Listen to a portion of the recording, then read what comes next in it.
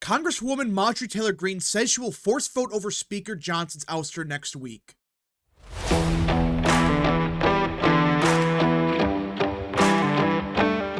What is up, people of the internet? It is me, Real American, back again with a new video. Today, it is time to talk about the chaos that is unfolding in the House of Representatives, because everyone, it appears that yet again we're going to have another battle for the speakership. Yeah, that's right. Remember back in October when we thought, alright, we're done with the speakership, we finally found the guy that's going to unite the conference and be an alright speaker.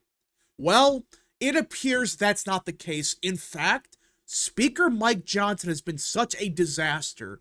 Congresswoman Greene just announced that, well, she will be forcing a vote over Johnson's ouster next week. AKA, we're back to square one yet again. Now, before we continue with today's video, I hope you enjoy these type of videos. If you do, smash the like button down below, subscribe, share with your friends, hit that little bell, follow the social media accounts in the description down below, and of course, join the channel today. Again, folks, all support is greatly appreciated, and yeah. Now, let us get into it, because this is just sickening. I thought we were done, and I think everyone else thought so as well, because Mike Johnson, no one expected him to be an S-tier speaker. No one should have expected that. In fact, no one really did.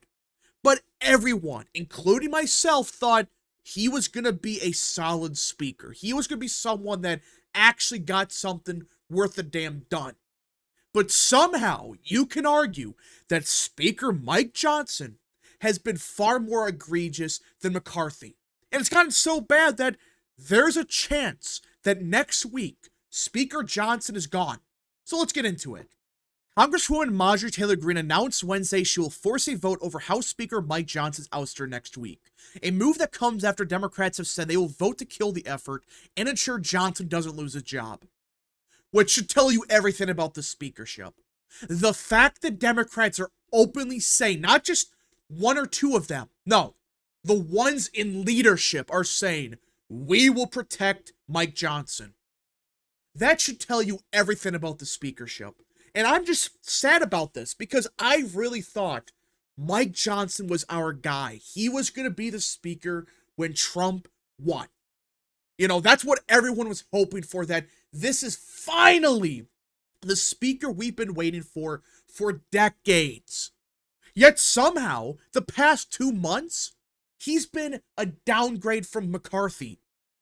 Which, I don't know how that's possible, but it's just sad, because for the first couple months of his speakership, he wasn't perfect, but he was at least getting stuff accomplished. He was doing what McCarthy promised. Release more January 6th tapes. Hold the line on foreign aid. But the past 2 months, no, it's been worse than McCarthy. Something happened behind closed doors, and suddenly, Mike Johnson is not good. I think every member of Congress needs to take that vote and let the chips fall where they may, and so next week, I'm going to be calling the motion to vacate. Absolutely calling it, she said at a news conference. Greene's decision puts an end to the weeks of speculation over whether she would move forward to trigger the consequential vote. The move escalates pressure on Johnson and sets up a major showdown on the House floor, even though the vote is expected to fail. Because of Democrats. This isn't because, you know, oh, the Republican conference loves Johnson. I would assume that the majority of Republicans are going to save Johnson. I would assume so. But even then, the only reason he's going to survive is because of Democrats. In other words, this means Democrats effectively control the speakership. That's what that means. Listen, originally I was against vacating Johnson because I gave him the benefit of the doubt on a couple of things. But the past 2 to 3 weeks, I can't defend. And it's getting so bad that Democrats like the guy. It's like, wait, this guy is so bad. You know, it's like, he's worse than McCarthy, but that's actually a good thing for us. Quick, let's save him, so we have even more leverage. And therefore, they can pass whatever they want. That's the biggest problem with all of this. This means that the Republican speaker is compromised. Johnson's defended his leadership against the threat, saying that he will not resign and warning that a vote to oust him could cause chaos in the House. This motion is wrong for the Republican conference, wrong for the institution, wrong for the country, the speaker said in a statement after Green's announcement. Which, yeah, he's right. But it needs to be done. At this point in time, Johnson has got to go.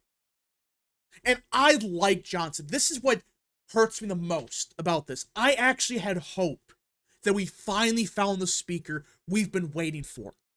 Like, I'm not asking for, an S-tier speaker. I'm just asking for, like, a B-tier guy. And that's what Johnson was for 5 months. But then, March hit and he fell to crap. Like, the guy completely flipped on everything. I still don't know what happened, but the potential Mike Johnson had is gone. He wasted all that potential on nonsense. I mean, the one or two things that he was holding firm on this entire time was foreign aid. But suddenly, he flipped on it and said, no, we have to support Ukraine. What? Why were you holding the line for so long, but then suddenly you flipped on it? Many Republicans oppose the push to oust Johnson and do not want to see the House GOP conference devolve into disarray like it did after former Speaker Kevin McCarthy was ousted in a historic and unprecedented vote last year. But at this point in time, what's the difference? Who cares if Johnson is the speaker or not? Who cares if the Democrats have the speakership at this point? Because, yes, Mike Johnson is a Republican. But still, Democrats, they effectively control the speakership. Because at any point, they can vote to oust this guy if they really wanted to. And as of now, they support saving him. What does that tell you? That they have all the leverage in the world against Johnson. And they're just going to save him so they can get even more out of him. Because think about it. They don't have to do any work. They don't have to do a damn thing. They just tell Johnson, this is what we want. And then Mike Johnson crafts the legislation word for word for what they want. And gets a bunch of Republicans to vote and support it. Green on Wednesday insisted she has absolutely not defined former President Trump, even though Trump has defended Johnson by forcing the vote. I'm the biggest supporter of President Trump, she said. I fight for his agenda every single day, and that's why I'm fighting here against my own Republican conference. I wouldn't say that's the case, especially when McCarthy was the speaker, and the fact that you're only doing this not because, you care about fixing the Republican Party or doing this for Trump. No, you're doing this because of McCarthy. That's the reality of it. Listen, I'll give Taylor Greene some credit for, holding firm and saying, we gotta get rid of this guy. But she's so full of it for why she's doing it. She's not doing it because I'm fighting for Trump or I'm fighting for the Republican voter. Screw that. That's not what's happening. The reality is Marjorie Taylor Greene is still petty over what happened with McCarthy. That's just real. That's what's happening here. She is still upset that her boyfriend and McCarthy got thrown out. That's why she is suddenly saying, oh, making backroom deals with Democrats, that's worth motioning to vacate. When McCarthy did the same thing, she defended him at every turn. But now it's different. But I'll give her credit for at least pushing the motion to vacate, even though I think someone like Massey was going to do it eventually. A floor vote to oust Johnson would require a majority to succeed, but it can still be preempted. A motion to table or kill, the resolution could be offered and voted on first. That would also only require a simple majority to succeed. And that's why I don't think we're going to see this vote even occur. Because a bunch of Republicans, they don't want to be on record for either supporting Johnson or opposing him. So they're going to say, well, we may disagree with what Johnson is saying or doing, but we cannot have a motion to vacate because principles or some BS excuse like that. So we may not even get to a vote to vacate the guy. But even then, that should tell you everything. The Democrats are voting to stop this motion to vacate, and a bunch of Republicans are doing it as well. That should tell you everything about Speaker Johnson. He has like half of his conference behind him 100%, but he has to rely on Democrats to pass anything. House GOP leaders plan to quickly take up and kill Greene's motion, according to the GOP sources. Greene has yet to specify which day she plans to go to the floor and call for a vote. GOP sources say they could vote the same day she offers it, depending on attendance. After Johnson moved last month to pass a major foreign aid package that included aid for Ukraine, House Democratic leadership announced that Democrats would help Johnson keep his job by voting the table if the issue arose. Which, again, that's the sad reality of it. We're not going to get a real motion to vacate just because of this. Now, theoretically, you could have Democrat leadership, backstab Johnson at the last minute like they did with McCarthy. That could happen, I guess. But even, do you really think that's going to happen? I don't think so. Because for them, this is nothing. This is easy for them. They just have to sit back and let Johnson cause all the problems within his conference, and they don't have to do anything except just vote on the bills. That's all they got to do. They don't have to worry about crafting legislation. None of that. They just let Johnson and Rhino Republicans do all the work, get half of them supported, and every Democrat passes whatever they want. That's what's just going to happen. But you at least have to try the motion to vacate and get people on record as to why they supported Johnson.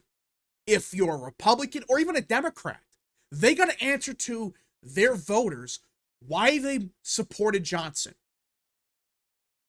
And I know Democrats, they kind of like Johnson because they're getting whatever they want, but there still will be a bunch of Democrats asking them, hey, why did you vote to save a Republican speaker? I thought that's the party of, authoritarianism. I thought that's the far-right Republican Party. Why are you supporting him? And Republicans, it's the complete opposite. It's like, why are you supporting the guy that's helping Democrats with everything they want? Well, why are you supporting virtually a Democrat? But I don't know if we're going to get to that point. I just think it's just going to fail. But all this is going to do is give Democrats even more leverage over Johnson. No matter what happens, even if the motion to vacate doesn't even occur, this is going to give Democrats all the leverage because they could just say at any time, hey, remember that motion to vacate? Well, we can get rid of you at any time. But if they vote on it and they save him, they could just say, next time that happens, you're gone unless you do everything we say. But either way, we just got to see what happens. I kind of hope that we do get a vote at the bare minimum, so we have people on record as to supporting Johnson or opposing him. But anyways, folks, thank you so much for watching. If you guys did enjoy this video, smash the like button down below, subscribe, share with your friends, hit that little bell, follow the social media accounts in the description down below, and of course, join the channel today. Godspeed to all of you.